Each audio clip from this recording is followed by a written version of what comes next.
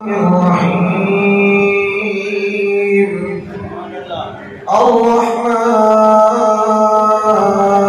الرحمن علم القرآن خلق الإنسان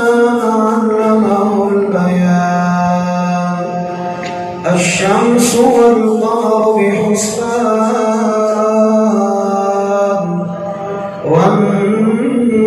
والنجم والشجر يسجدان والسماء رفعها ووضع الميزان ألا تطغوا في الميزان وأقيموا الوزن بالقسط ولا تخسروا الميزان والأرض وضعها للأنام فيها فاكهة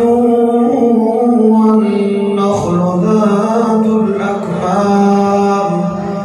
والحب ذو العصف والريحان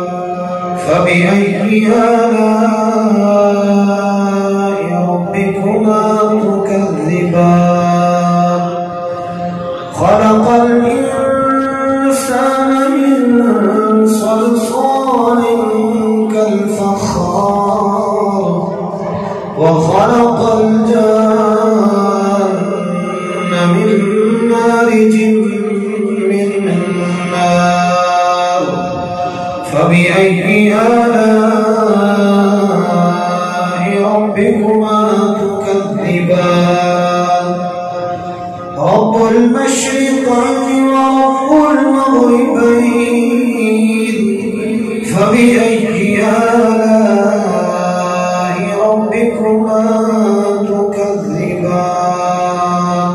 صدق الله